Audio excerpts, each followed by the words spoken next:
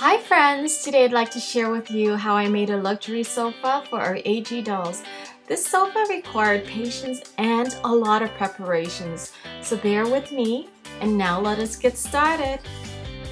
I used a cutting board, ruler, utility knife, stapler, scissors, a pointy tool to poke holes, marker, pen, glue, and hot glue gun. Also tape measure, thread, and sewing needle. Clear tape or masking tape, 1 yard of fabric with the fabric of your choice, 1 inch thick foam, half yards of fillers with half of an inch thick, lots of cardboard, beads with holes or tiny buttons with shanks, lots of rhinestone stickers, bigger size beads for the sofa legs. I am using a shoebox with lid for the sofa frame. And this box has a measurement of 14 inches in length, almost 8 inches in width, and 5 inches in height. For the seat size, let's measure and determine the depth of the seat. In this case, I made it to be 6 inches. I measure both the shoebox and the lid and draw a straight line and cut out both pieces. And this lid will be used as the base of the sofa as well. So I'm keeping the cutout piece, and in order for the cutout side height to be consistent with the main lid part, I made a slight cut line about 1/8 of an inch from the main folded line, then make a new fold line. This way the base height will be even around when I attach this piece on. And so I add glue and glue it on and glue it at the sides as well. After that, I tape all the corners and the glue down seam as well, just to ensure that all the seams are smooth. I cut out 3 pieces of cardboard to make them into the base stand and 1 piece of cardboard on top. Because I ran out of cardboard, so that top base piece is actually a little bit smaller.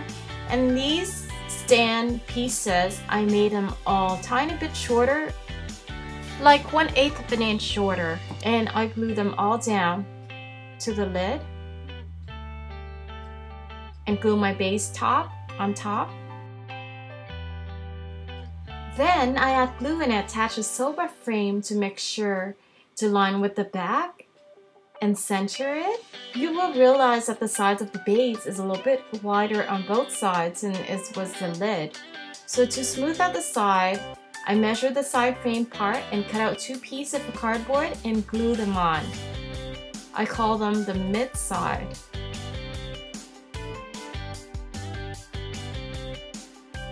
Then I measured the full side including the base and cut out 4 pieces of cardboard, and I call them the side pieces and glue 2 of them on each side.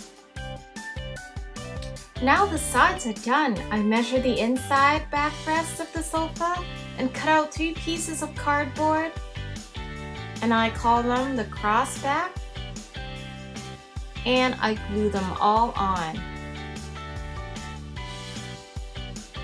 Then I use my clear tape and tape it all around to cover all the rough edges of my sofa frame.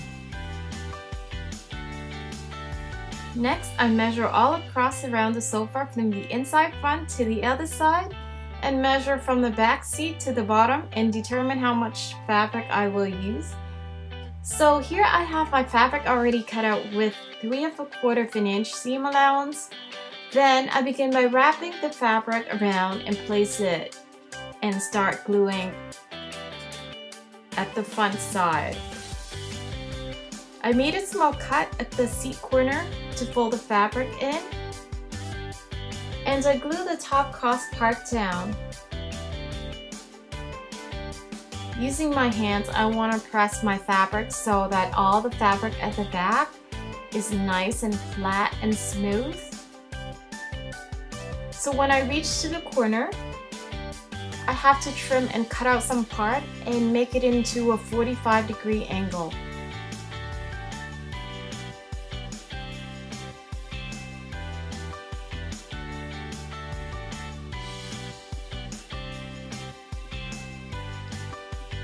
And glue the side down as well. And at the front here, I have to trim off some fabric at the corner for a smoother edge and glue the seam down.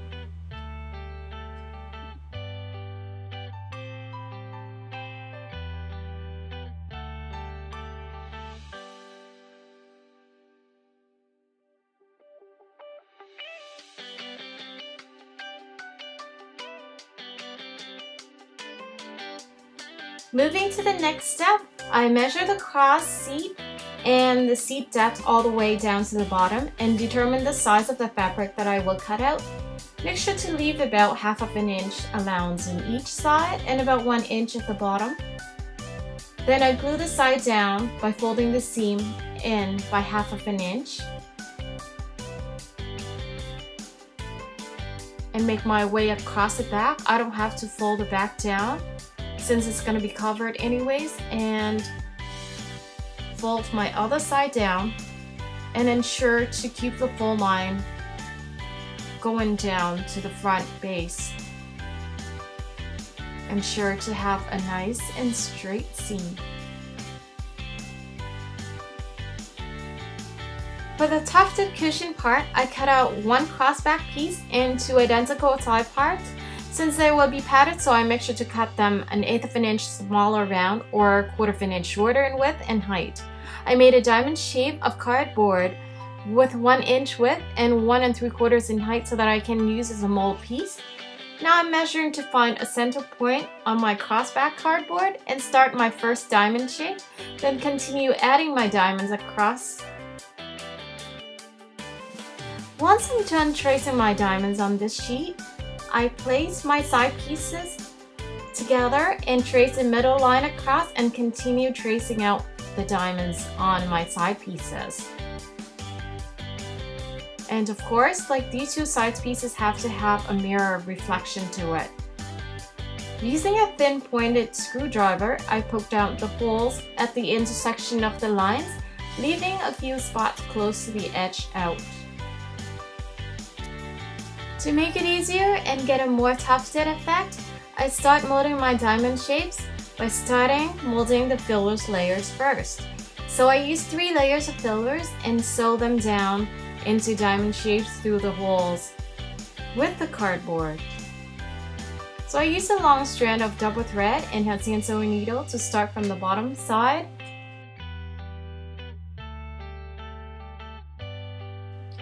And I just want to make sure that I pull the thread towards the back as tight as possible to create that 3D effect. Once I reach towards the end, I want to secure the thread by sewing across and cut off the thread. And so here are my tufted diamonds. To clean out the top and the bottom, I trim the filler's edge to be even with the cardboard. And the next step is that I have to thread them into tufted top and bottom. And so I pull my threads and mold them in place. Again, I start out from the sides and I just pull the thread over and mold it into another seam. Don't worry about going around the sides a few times. The more you do it, the more your diamond shapes will be tighter. And that's it. I cut out my soft fabric with 2-inch seam allowance around the cardboard. With the right side of the fabric face down and flip the filler side down. I start from the right with 1/2 inch allowance. I just want to make sure to have more extra allowance on the left side. So I start poking my needle through the intersection to the fabric and add a bead or a shank button and poke through all layers to the back and pull tight and wrap the thread around the side cardboard just to make sure to go through my first hole and pull my long strand of thread through the back and make sure I do it really tight. I just want to sew it around the cardboard side a few times just to secure my very first stitch. Then I move across in the next fold and at the back and poke through all layers. When I reach to the soft fabric part, I slightly move my needle back and add about 1/4 inch extra fabric and poke my needle through the fabric and pull the thread up and through and add my bead. This way, the outside fabric layer will give a more tufted effect And again, I go across and make my way to the third hole and repeat the same steps for the rest. So don't forget to leave that 1/4 of an inch extra fabric every time you poke through the intersection. Now my mid part is done. I use my fingers to press down the top intersection and get the diamond shaped tufted effect and start poking through my layers with a tiny stitch through layers and pull up my thread to the back and sew it through the front one more time and add the bead. Then pull through the back and go across and so on to create the top part of the tufted diamonds. And apply the same way with the bottom part, and here all my tufted diamonds are tacked down. The next step that I will do is to make a tiny pleat on the side and glue the side down. Once both sides are being glued down, I flip my fabric over and just want to make sure that I press everything out and trim the fabric at the top and bottom, leaving out about 1/2 of an inch extra fabric, and trim all my corners. Then using my fingers to press down the molded and tufted back and glue the fabric to the back, pressing the pleats parts with my thumb and fingers and glue them all in place.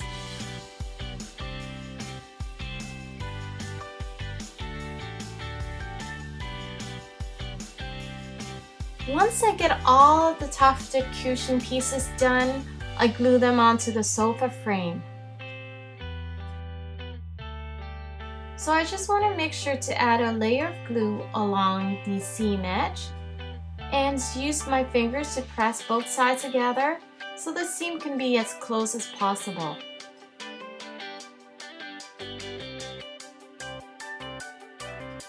And I want to make sure I add that layer along the back as well. Next, I cut out a piece of cushion with about 1/4 of an inch smaller all around the seat area. Then I measure and cut out 2 small pieces of soft fabric at the side, leaving 1/2 of an inch allowance, and 1 piece of soft fabric to wrap around the cushion, leaving 2-inch overlap and 1/2 of an inch allowance in each side. I start by gluing the fabric onto the side, trim the corners, and glue it down. Then, folding the main piece with 1/2 of an inch allowance and add glue and glue it all around the side. I just want to make sure that the seam is nice and smooth. And once it's done, I move it to the other side. I just want to make sure that I pull the fabric really tight once I'm on the other side and glue the other side down. That's it. I pull my fabric and seal my last part together. And once the cushion is done, I tuck it into my sofa. Moving on to the embellishment part, I add a row of rhinestone around the outer edge, and now I'm gluing the inner row, covering all my seams. And also, I add 1 more row to the front bottom edge. So these are the beads that I found from home. They work for my sofa color-wise. Size a little bit small, that's why I use 2 for 1 leg. And I glue them to the corner of my sofa base. Position them about 1/4 of an inch away from the edge of the base. And just want to make sure that the fabric layer is well attached to the base prior gluing the legs down. Adding the sofa backing is optional. I just like my sofa to have a clean finished look, so I add this piece on. And last but not least, I add 1 more leg to the center back of the sofa for a more balanced and realistic look. Okay, so after looking at the finished couch, I wasn't satisfied with how it looked with the sand beads, so I started adding blings over the beads. So if you decided to use the rhinestone in the beginning, then just tack the tufted part down without adding the beads and add the rhinestone on after. And so here it is. After some long hours, my couch is finally completed. So I'd just like to thank everyone for tuning in, and please leave your comments, give your thumbs up, and if you are new, please press the subscribe button. See you soon!